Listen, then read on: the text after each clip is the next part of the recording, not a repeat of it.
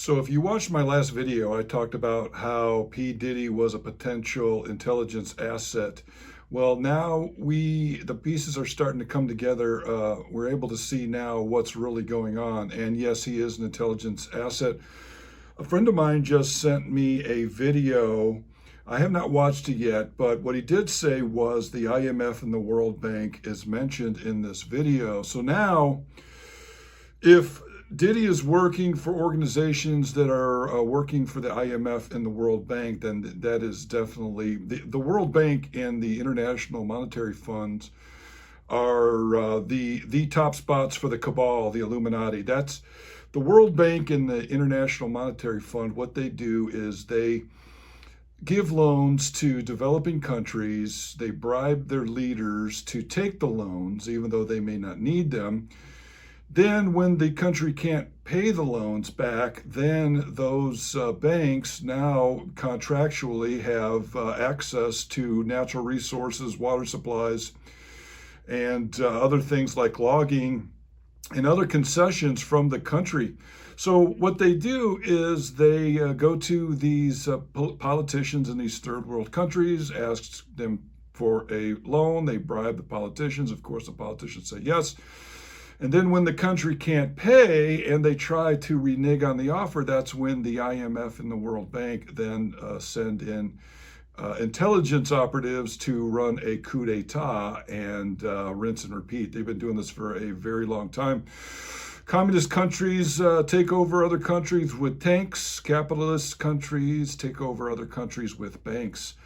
So my friend told me that the IMF and the World Bank is mentioned in this video. So what we're going to do is we're going to watch this. It's Kanye talking about his insider information on P. Diddy being an intelligence asset. It cuts Drake's soul. It's like he signed his soul to the devil to not be cool with me, to have to this is his job to go against God.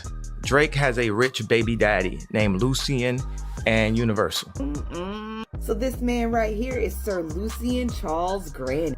He's been the CEO of Universal Music Group since 2010, so you know he done seen some shit. So I had to go to the damn documents. I had to see if this man was actually named, and he is. As you can see, it says Lucian Charles Grainge, and it also says Universal Music Group.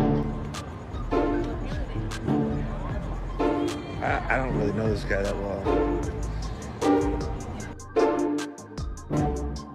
You know, it's been a long time coming for someone to finally step up and shine a spotlight on Lucian Grainge. I mean, the man has been flying way too low under the radar, considering he's basically the most powerful industry figure who was named in that lawsuit Lil Rod filed against Diddy back in February. It's like the perfect storm for someone to spill the beans on what's really going on behind the scenes in the music business. And who better to spill it all than Kanye West? Kanye recently sat down for an interview on the Download podcast, and let me tell you, he did not hold back. Kanye spilled some serious tea about Lucian and his connections to some of the biggest names in rap, especially Drake. He even went as far as calling Lucian Drake's baby daddy and accusing Drake of being a puppet to these so-called masters and being paid to work against God. But there's more. Kanye also dove deep into Lucian Grainge's history, uncovering some pretty unsettling stuff about his ties to powerful figures who have their fingers in African banks. Yeah, you heard that right. Kanye claims Lucian's involved in some shady dealings that exploit Africa. So buckle up, folks, because this rabbit hole goes way deeper than we could have imagined, and Kanye's revelations are shedding a whole new light on the whole Diddy situation and the people who may have been pulling the strings behind it all. Trust me, you do not want to miss out on the details, so let's get into it. Drake has a rich baby daddy named Lucian. So all of his streams in the number ones is controlled by someone named Lucian.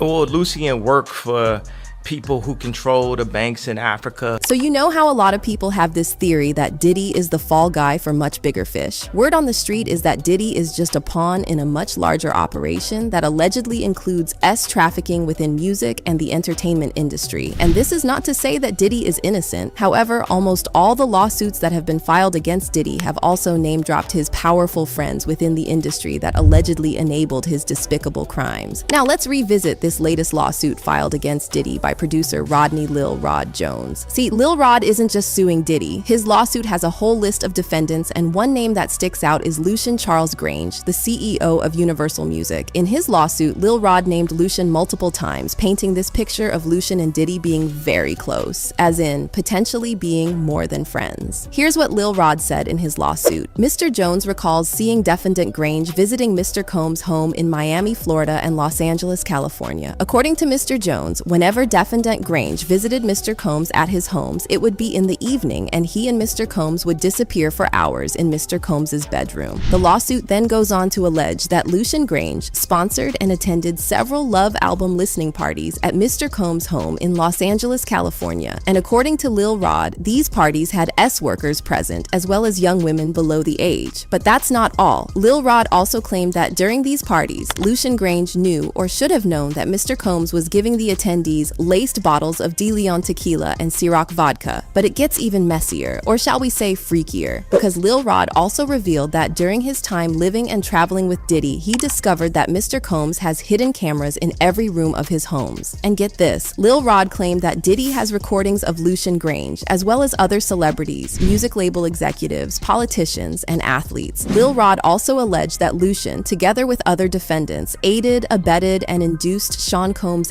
trafficking venture. And he describes him as one of the co-conspirators who knowingly benefited from coercive trafficking. According to Lil Rod, Lucian and other defendants were providing vast sums of cash, which made Diddy's criminal venture possible. Not only that, but Lil Rod also recalled seeing Lucian and CEO of Motown Records Ethiopia Habtemariam at Chalice Recording Studios, where Diddy was actively engaging in freak-off parties. Now, when Lil Rod's allegations against Diddy first made headlines, Lucian Grainge immediately denied any involvement, and he blasted Lil Rod for including him in his lawsuit. Attorneys for Lucian called the allegations offensively false and said they planned to seek legal penalties against Lil Rod's lawyer. Lucian's attorneys also filed a motion to dismiss all claims against Lucian and Universal Music Group, arguing that Lil Rod's lawyer Tyrone Blackburn filed knowingly false allegations of criminal wrongdoing without the slightest factual or legal basis. However, if Diddy really has incriminating footage of Lucian from those FO parties like Lil Rod alleged in his lawsuit, it's clear why Lucian and other powerful industry figures would want to throw Diddy under the bus. But we're just scratching the surface here, because what do we really know about Lucian Grainge? How did he become so powerful, and what did Kanye West mean when he said Lucian works for the people who control the banks in Africa? Well, for most people, the name Lucian Grainge won't ring a bell unless you're A, a fan of Sophia Richie, so you know she married Lucian's son Elliot last year in a highly public wedding, or B, you're deep into the so-called conspiracies about the music business and the puppet masters who pull the strings behind the scenes. Well, whether you want to call this a conspiracy or just a well-kept secret, the fact is that Lucian and his son Elliot are deeply involved in the hip-hop music industry. Now, there's been this long-standing theory that Lucian is one of those executives who profit off of Black trauma and keep artists enslaved through exploitative contracts. And it's not just Lucian whose name pops up when you look up how the music industry really works, particularly the hip-hop industry. Take Jay-Z's mentor Leor Cohen, for example. He openly admitted that he signs artists on his label that promote substance and addiction culture. And when they asked him why he does that when there's a major opioid crisis going on, Leor said that's just how the business works. Away.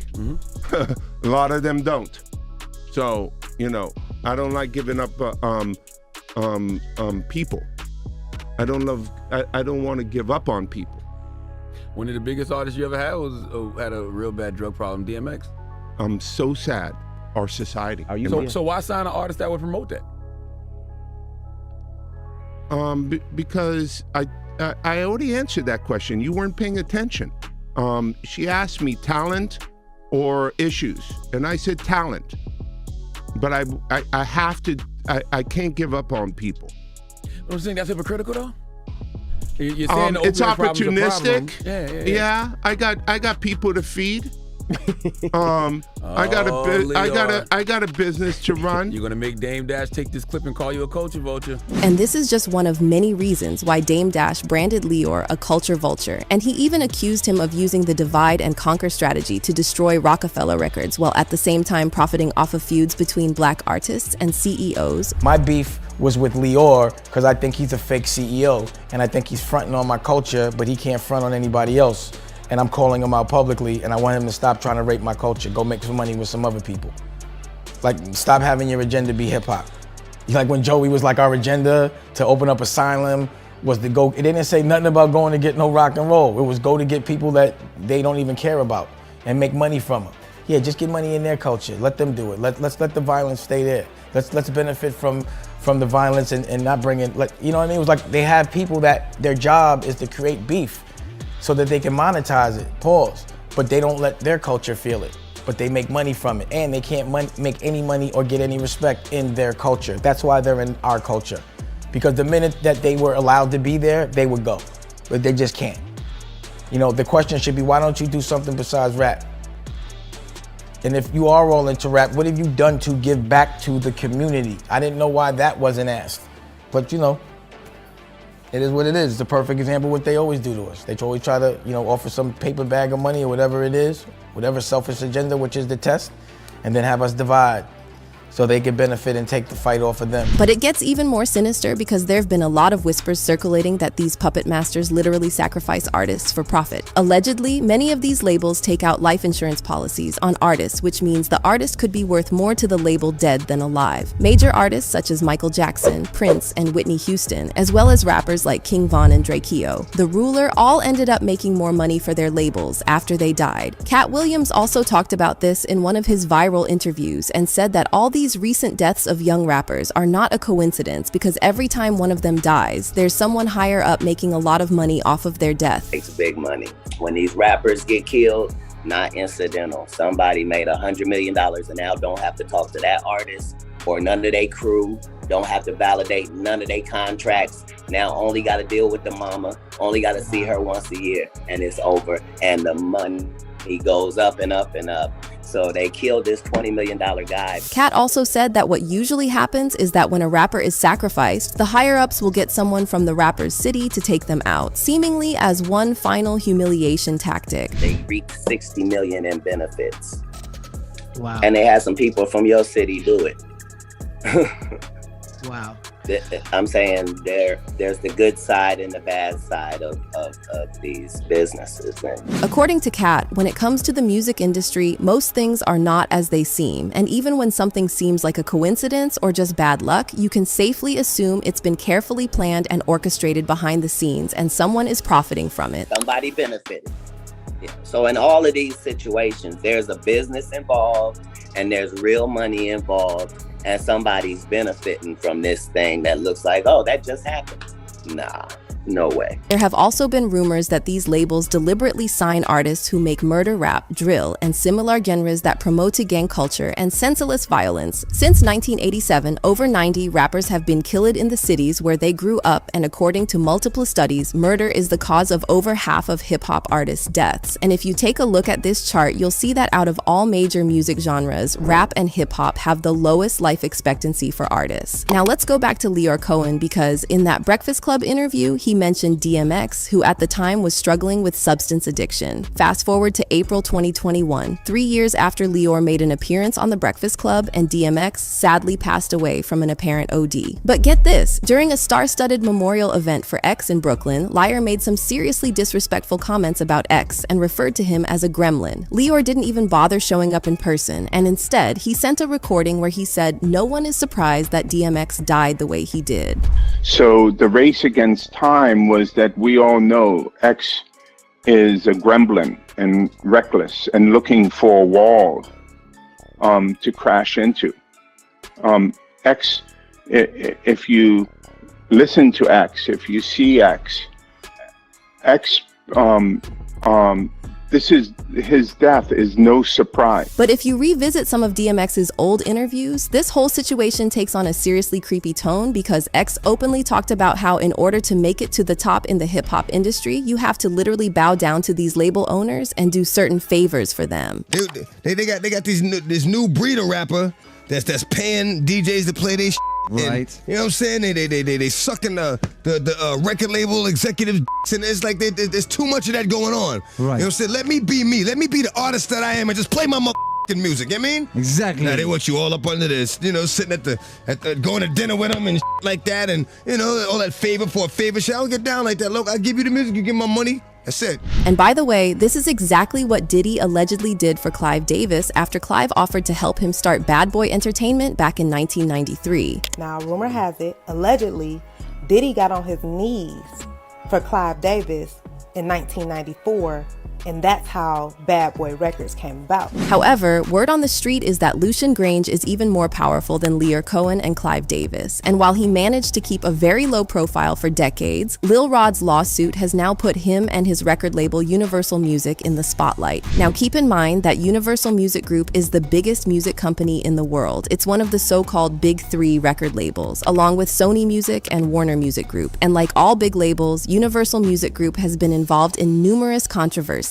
from price fixing, payola, and even allegedly rejecting artists' termination notices and continuing to sell their music without permission. Now, you know how they say there's always someone higher up in the food chain? Well, Lucian Grainge is certainly one of the most powerful people in the music industry. However, he too has a boss like the rest of us. And here's where we get to something interesting that Kanye West said about Lucian Grainge in an exclusive new interview in an episode of the Download podcast hosted by Jalal Al-Khali. So Kanye talked at length about how Lucian is the one pulling the strings behind Drake's career, and he even referred to him as Drake's sugar daddy. And we'll talk about this Drake-Lucian connection in a second, but first, check out what Kanye said about the people Lucian works for. By someone named Lucian.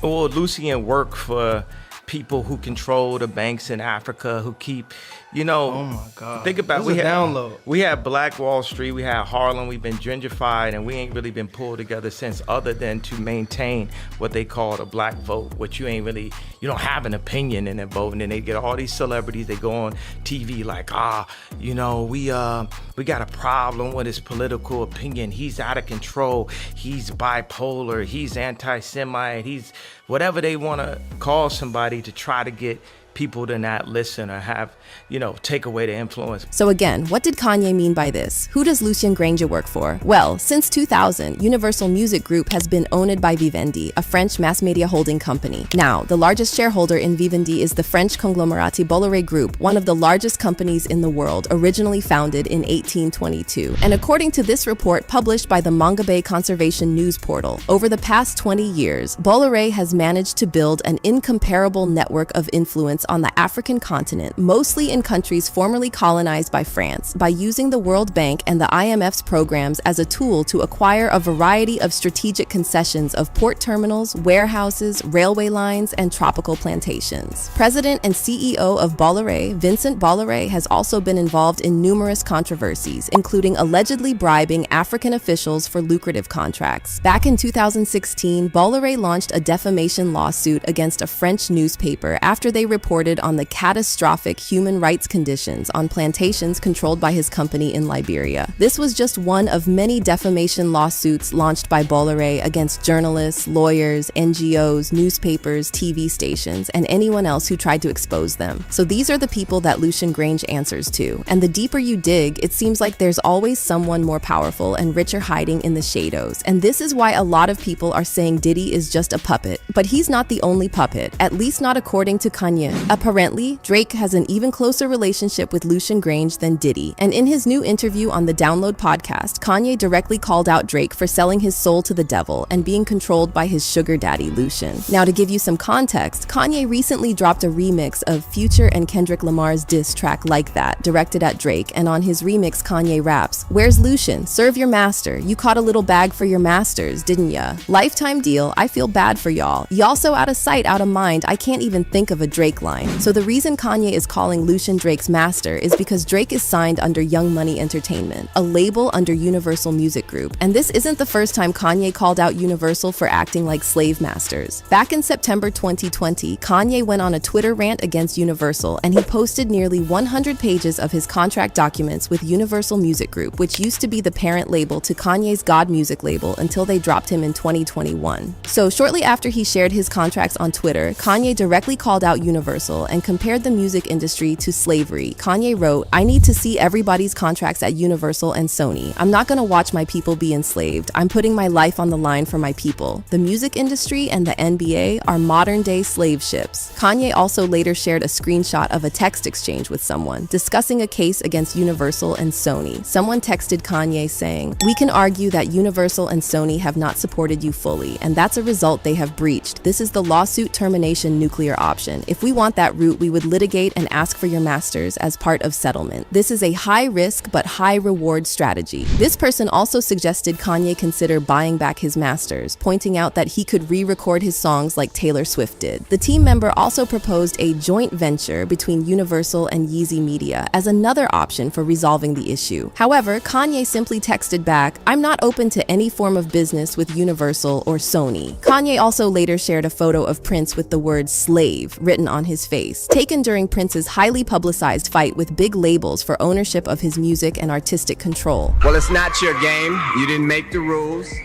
so everything comes hard. And as long as you're signed to a contract, you're going to take a minority share of the winnings. A select few of us will do well, the majority will not. So as a people, we'll be considered a minority. But stop. Let's take a moment and look at yourselves.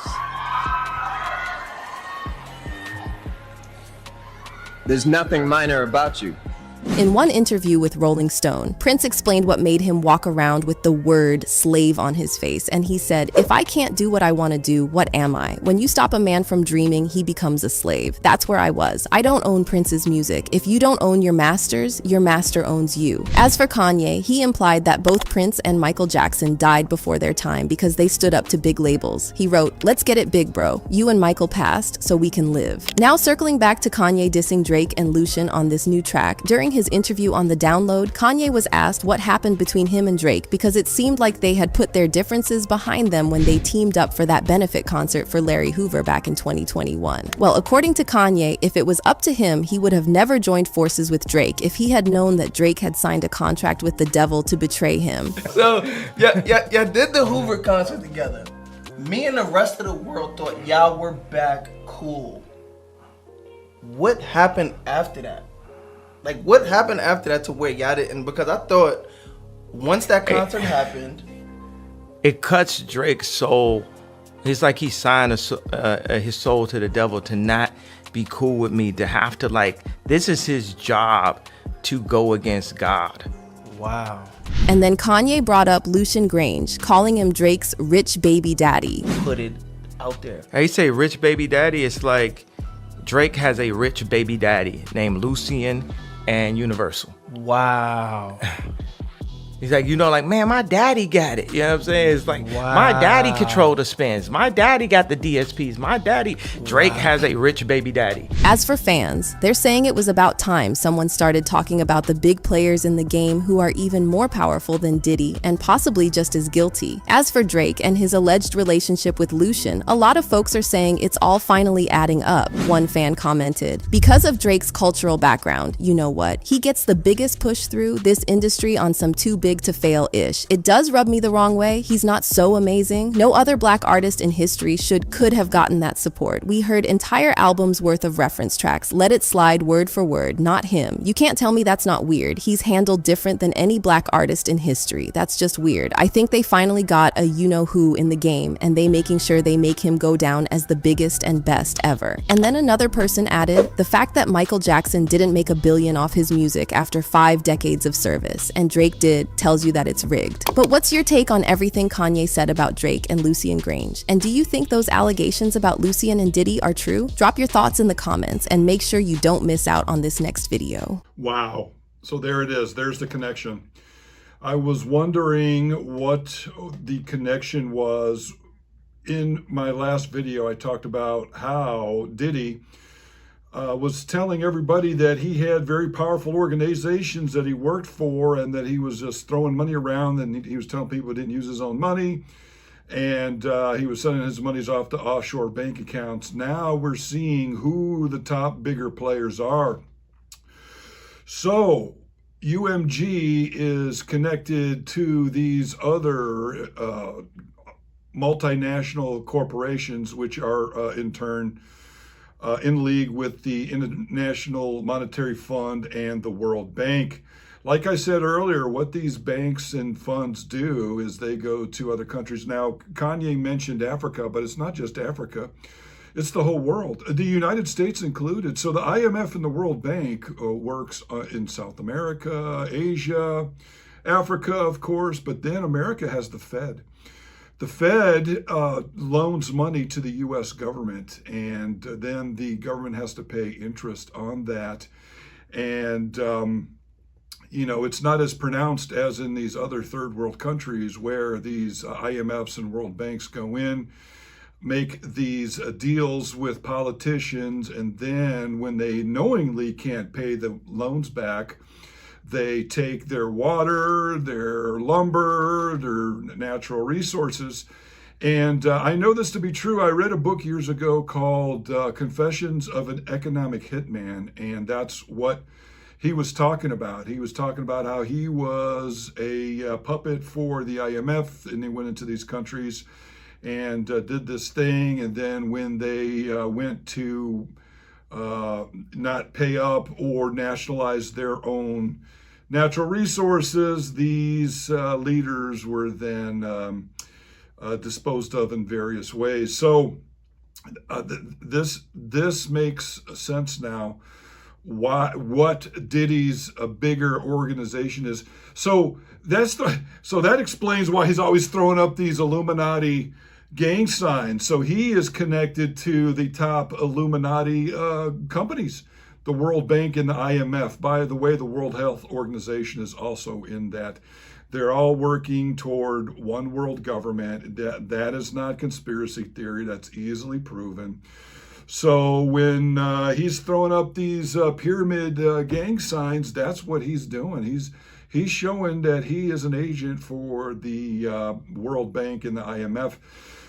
He is beholden to UMG. UMG is in turn beholden to a French company, which is then in turn beholden to and is involved with these shenanigans in Africa. This was a very, very interesting video. Thanks for sending it to me. Another thing that was really mind-blowing is Cat Williams. So this is something I've talked about to my friends for years about the Star Whacker thing.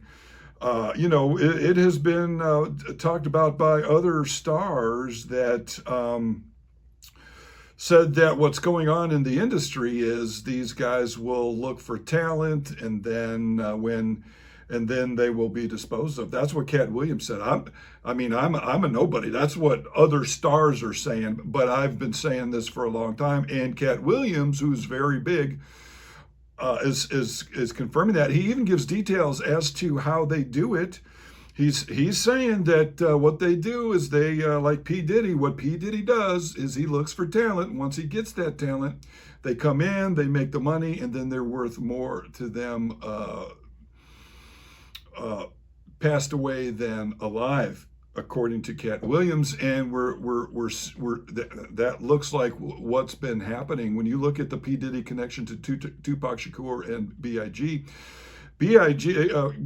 like I said in my other video, the notorious B.I.G. came into L.A. and he was supposed to go back out for something that was very important to his career in London. And P. Diddy stopped him from going and was very adamant that he stay in L.A. And then while he was in L.A., he got capped.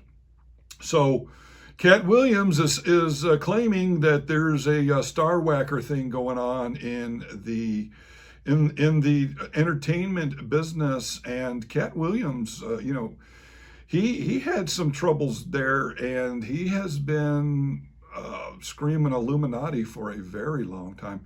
I was watching another interview that he did on the Shannon Sharp show, and he was saying that what he's been doing in the last few years is he's been saying, hey, everybody, come to me. If you've got some information, I'll give you money. And he's been getting that information. He's been starting his own little spy network there in Hollywood. Thank God.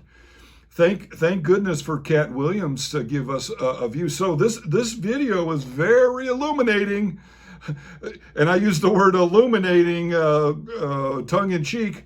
Yes, so we're seeing the connections now with P. Diddy. What he is, it looks like he's an agent for these deals. There's a lot of S trafficking and D trafficking going on that we're seeing with Diddy.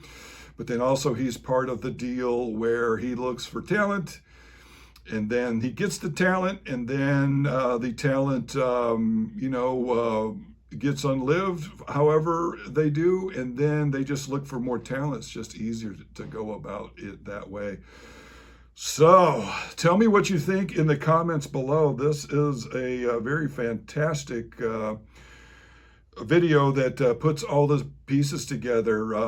We're going to get on out of here. If you like this video, I hope that I have earned your subscription, and we'll see you on the next video.